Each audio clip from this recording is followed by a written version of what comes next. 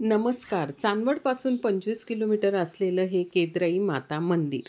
तर नवसाला पावणारी ही केदराई माता मंदिर आहे आणि आता आपण केदराई मातेच्या मंदिरात जाणार आहोत.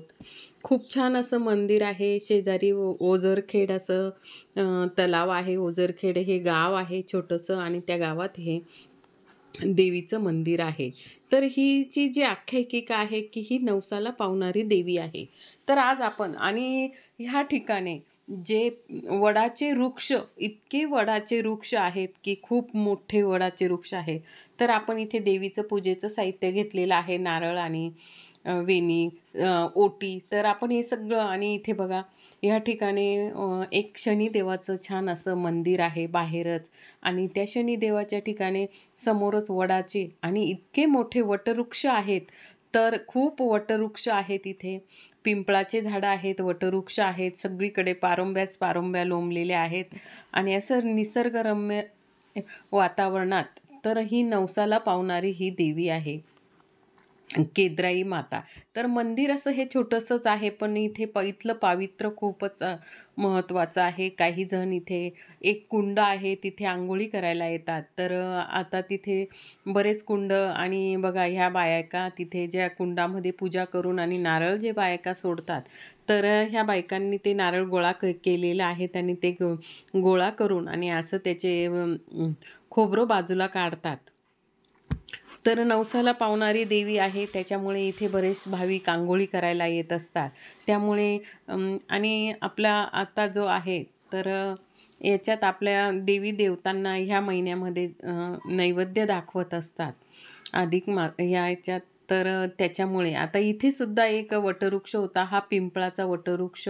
इतके मोठे मोठे वटवृक्ष आहेत इथे, मोठे अगदी पुरातन. तर आता आपण मंदिरात देवीचं दर्शन घ्यायला जाणार आहोत. तर मंदिर असं देवीचं खूपच छोटंसं आहे. या ठिकाणी काही बाहेर मूर्त्या होत्या, त्याचं दर्शन आपण, त्या देवीचे फोटो लावलेले आहेत, ते फोटो पाहिले आपण आणि आपण आता देवीचं ह्या ठिकाणी पण आहे. तर खूप असं मोठं काही मंदिर नाही आहे. तर हा हनुमानाचं मंदिर आहे. हनुमान ठेवलेला आहे. तर 4 मुखी हनुमान आहे.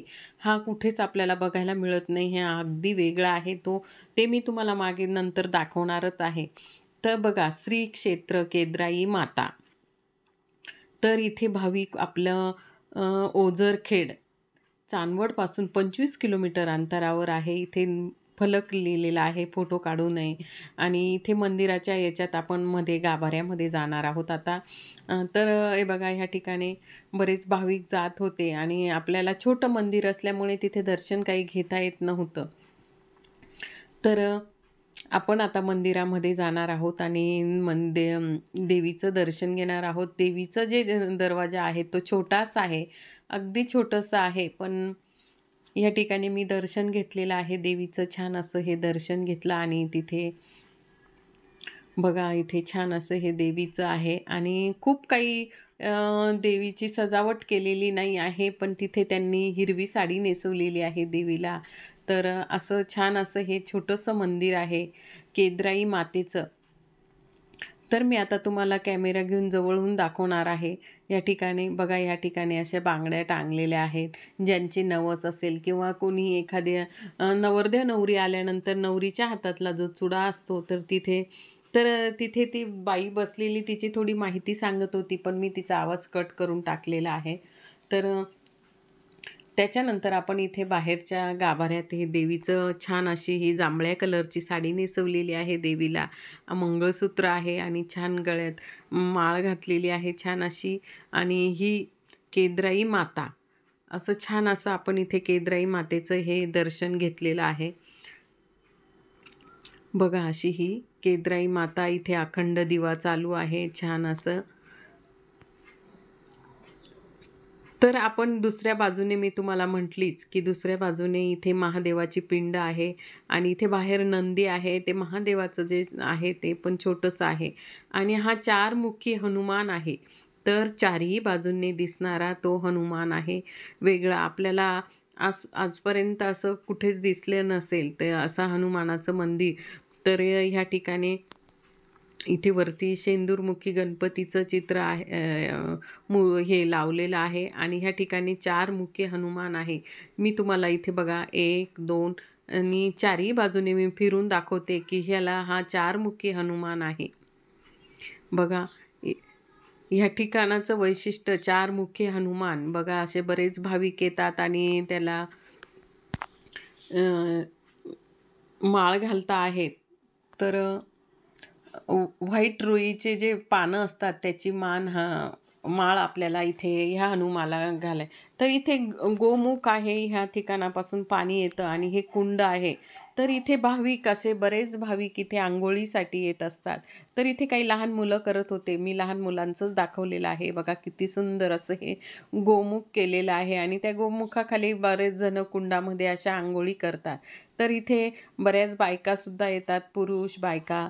तर अशा ठिकाणी इथे इथे काही जण 11-21 अशा अंघोळी करतात आणि त्यांचं पाप नष्ट होतं असं आहे ह्या ठिकाणी. तर बघा आपण इथे छान असं हे गोमुखातून पाणी येत आहे 2 ठिकाणाहून आणि त्या कुंडात अगदी स्वच्छ पाणी आहे. बघा मी सुद्धा तिथे हातपाय धुवून घेतलेले आहेत. बघा ह्या ठिकाणी आपण इथे असं याच्यातून आपण इथे तर काही जण अंघोळी करतात, काही जण हातपाय वगैरे धुतात. तर हे असं केदराई मातेचं छान असं हे मंदिर छोटंसं आणि निसर्गाच्या सानिध्यात आणि इथलं वैशिष्ट्य असं आहे की नवसाला पावणारी ही देवी आहे.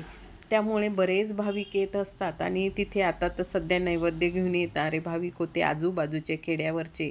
तर अशा पद्धतीने तुम्हाला मी छान आहे बघा.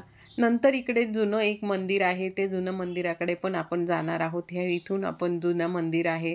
बघा किती सुंदर पाणी वाहत असतं. कारण शेजारी मोठा तलाव आहे आणि त्या तलावातून सारखं पाणी येत असतं. आपण ह्या जुनं मंदिरात जात होतो आणि ते पण डोंगराच्या याच्यात कोरलेलं, डोंगराच्या याच्यात बांधलेलं हे छोटंसं एक मंदिर आहे. तिथे मी म्हटले की ही छोटी जुनी केदराई मातेचं मंदिर आहे आणि तिकडे नवीन केलेलं आहे असं दाखवलेलं आहे. तर असं छान असं हे केदराई. तुम्हाला जर माझा व्हिडिओ आवडला असेल तर जरूर माझ्या चॅनलला सबस्क्राईब करा, लाईक करा आणि कसा वाटला तर आपण इथे त्याच्यानंतर इथे आख्यायिका इथे आपण एक तलाव आहे, शेजारीच तलाव आहे. वरती चढून गेल्यानंतर त्या तलाव आहे आणि मी तुम्हाला तिथलं वातावरण लाईक करा, शेअर करा, कमेंट्स करा.